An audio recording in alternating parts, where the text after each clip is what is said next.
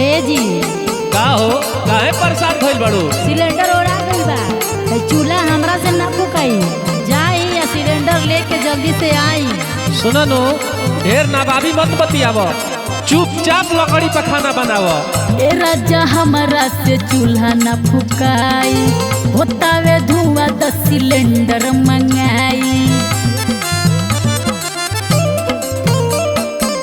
ए राजा हमरा से चूल्हा ना फुकाई, होतावे धुआं 10 सिलेंडर मंगाई।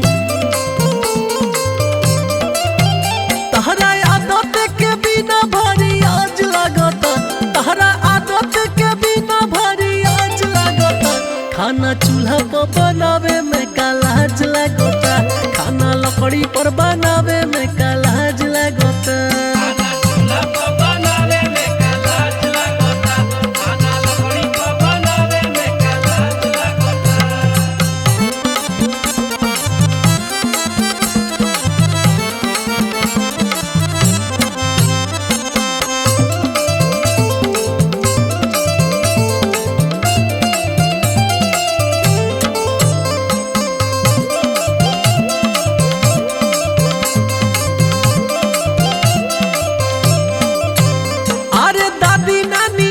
सब वही पर बनैली, कहली निरोग ना दवाई कबो खैली।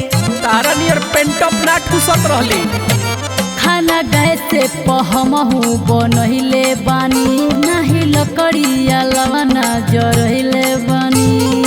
अच्छा कहे घरवा के भारी काम काज लगता, कहे घरवा के भारी काम काज लगता। खाना लकड़ी पर बनावे से कालाज लगता, खाना चूल्हा पर बनावे में कालाज लगता।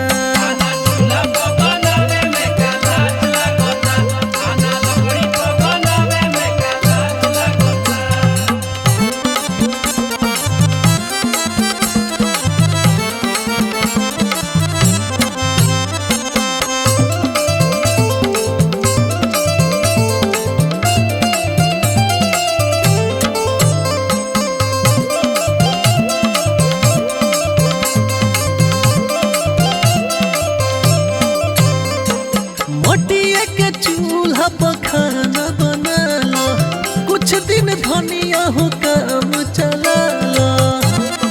तनी महंगा भइल बा, मैनेज करो।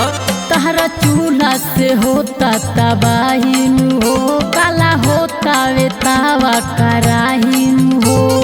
ओहो बड़ी तोहर मनवा नाराज लगता, बड़ी तोहर मनवा नाराज लगता।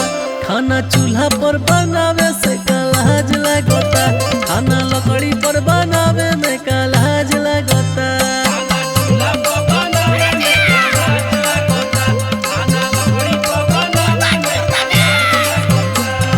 चुपचाप बनाव, बुझाइल?